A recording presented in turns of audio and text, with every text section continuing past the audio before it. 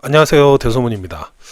오늘 들려드릴 이야기는 이 닷컴 버블 느낌이 나는 AI 버블.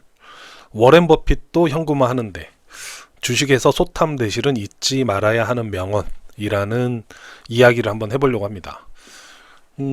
오늘 영상을 찍게 된 계기는요. 제가 어제 전화를 받았어요. 전화. 그래서 갑자기 주식을 하고 싶다고 하는 겁니다. 나이가 좀 많으신 분이세요.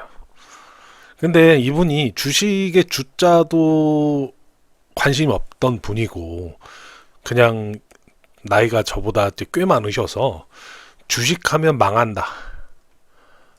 그냥 이 생각을 가지고 평생을 살아오신 분이세요. 지금 정년도 퇴직하셨고요.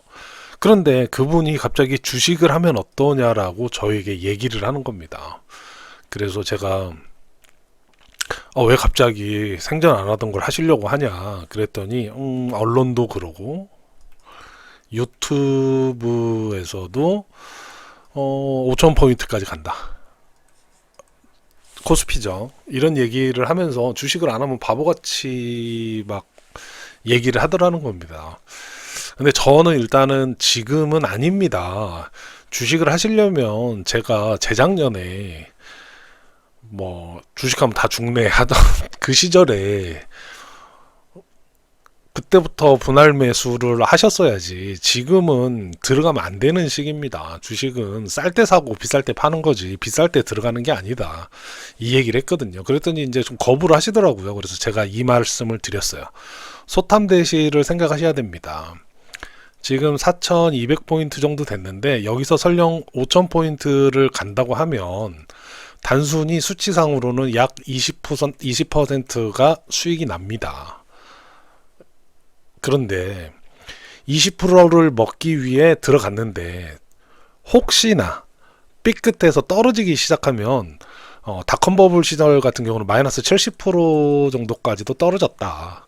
이런 상황이 발생을 하면 이 적은 걸 탐하기 위해서 엄청난 손해를 볼 수 있는 상황도 있을 수 있으니 지금은 하지 않는 게 좋을 것 같습니다.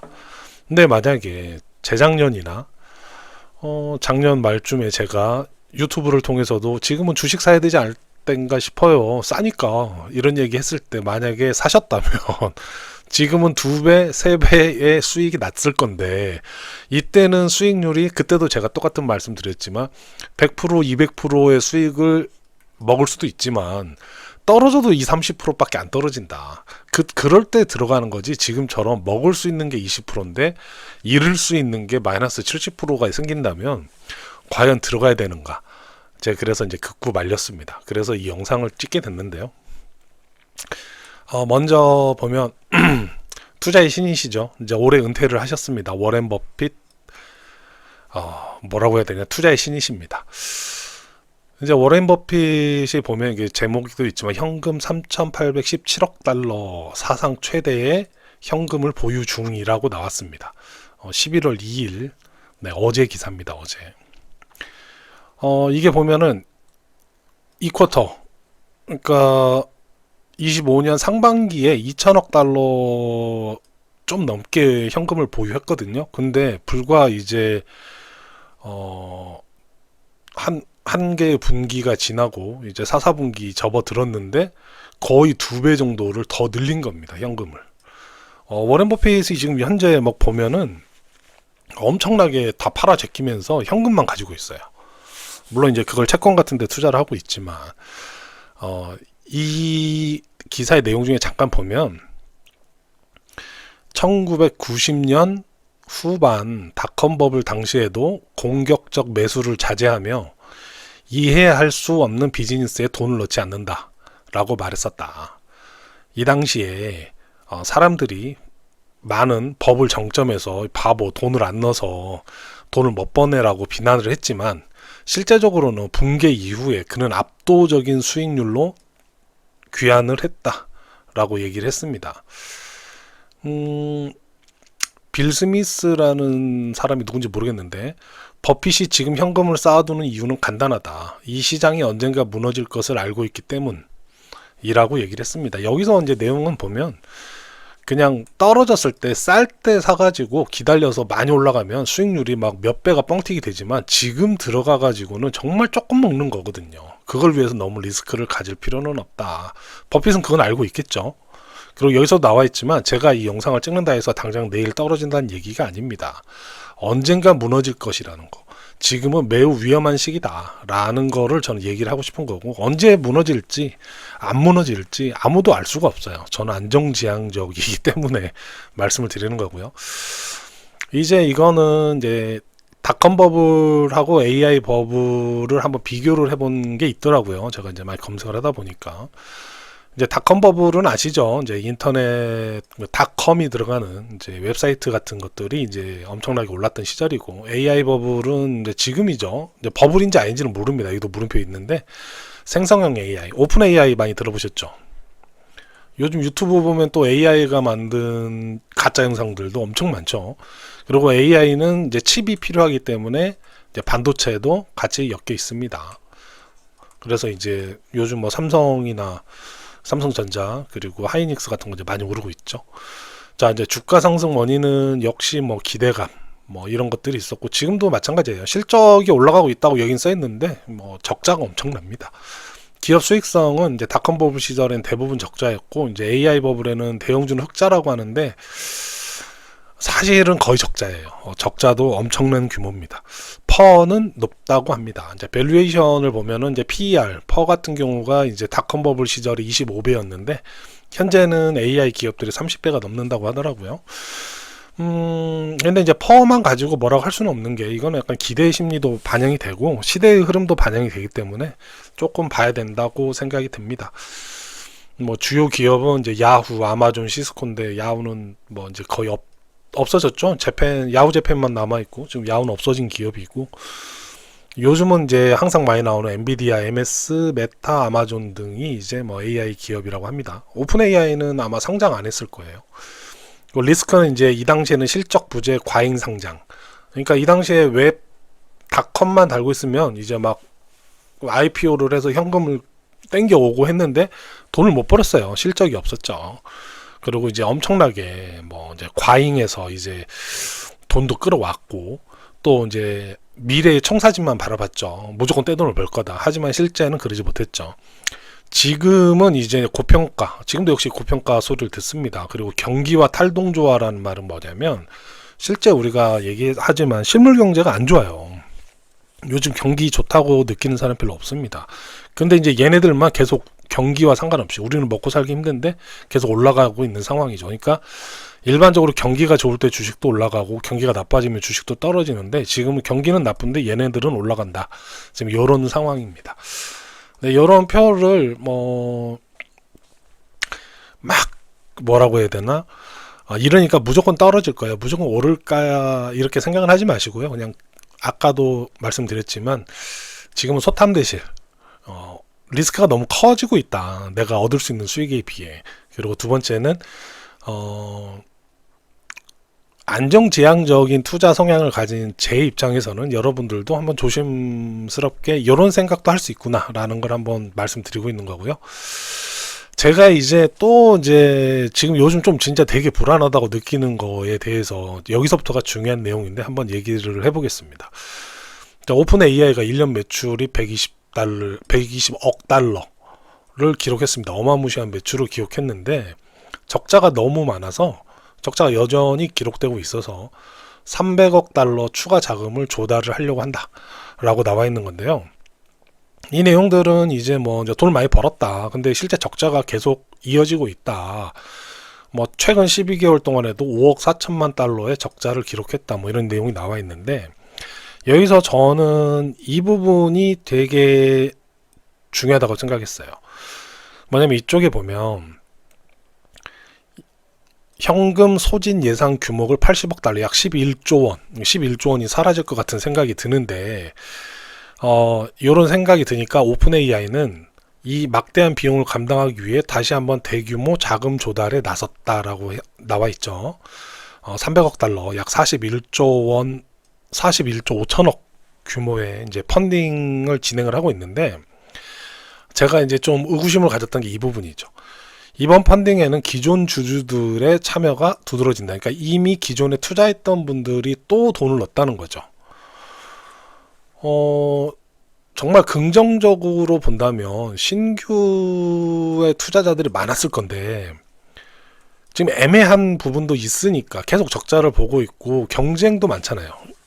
AI를 오픈 AI만 하는 게 아니라 뭐 구글도 하고 있고 MS도 하고 그러니까 마이크로소프트도 하고 있고 수많은 업체가 하고 있습니다. 그러다 보니까 신규 투자자는 아니고 이미 돈 넣어서 이거 망하면 큰일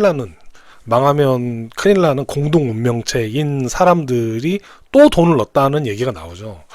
이런 상황이면 조금 애매해 보이지 않나? 조금 한 번쯤 생각해 봐야 되지 않나 라는 생각을 했고요. 또 하나는 바로 요겁니다. 이게 이제 정말 중요한데 AI 클라우드 스타트업들 GPU 담보로 거액 대출이라고 되어 있죠. 닷컴 버블 시절에는 웹사이트를 만드는 거기 때문에 그냥 컴퓨터만 할 줄 알면 돈이 그렇게 많이 들지는 않았어요.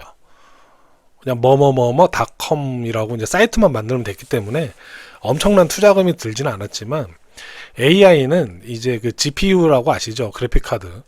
이 GPU가 꼭 필요하기 때문에 돈이 엄청 많이 듭니다. 돈이 엄청 많이 들어서 이제 이걸 어떻게 하냐면 AI 클라우드 스타트업들이 제일 처음에 투자를 받아요. 나 이런 AI 업체를 만들려고 하니 GPU 사고 그 시스템 구축할 수 있게 돈 좀 투자해 주세요 라고 해서 투자를 받아요. 이게 순서인데 실제 요즘 95% 이상의 AI 기업들이 적자 누적으로 파산 직전에 와 있고 투자금도 영원히 돈을 찍어낼 수 없기 때문에 점점 고갈되고 있는 상황이 된 거죠. 이 상태가 되니까 이상한 일이 생겼습니다. GPU를 담보로 거액 대출. 이 보면은 엔비디아의 AI 칩을 담보로 100억 달러 이상의 대출을 승인받았다. 골드만삭스, JP 모건, 뭐 기타 등등에서도 GPU를 담보로 대출 계약에 대해서 논의를 하고 있다. 뭐 이런 기사가 나왔습니다. 7월달 기사거든요. 근데 여기서 이제 이 기사에도 잠깐 나왔지만 엔비디아 칩의 가치가 얼마나 오래 갈지도 변수다. GPU를 유용하게 쓸 수 있는 시간을 6년으로 보고 있지만 일부 애널리스트들은 이 6년이라는 가치 보존의 기간이 더 짧아질 수 있다라고 얘기를 하고 있다고 하거든요. 근데 저는 이게 되게 위험하다고 생각을 했습니다. 우리가 그 서브프라임 모기지 때나 닷컴 버블 때나 일본의 이제 잃어버린 30년 부동산 붕괴 시점이나 항상 그 도화선이 됐던 거는 과대 대출이었거든요. 과다 대출인데 이 대출이 나왔던 게 대출을 하지 말아야 될 것에 해주는 경우가 있었어요. 근데 요게 많아가지고 이제 뭐 서브프라임 모기지 때는 보면은 계집을 담보로도 강아지 진짜 계집 도그하우스를 담보로도 그냥 대출을 해줬다. 뭐 이런 그 이야기가 있을 정도로 대출을 많이 해줬거든요. 요거에 대해서는 빅쇼트라는 영화에도 보면은 뭐 나옵니다. 정말 말도 안 되는 뭐 상황에 대출을 다 해줬어요. 근데 이제 이 GPU라는 소모품이거든요. 이 그래픽 카드는 소모품입니다. 그리고 그래픽 카드는 리스크를 존재를 해요. 신규 상품이 나오면 구형은 가격이 폭 떨어집니다.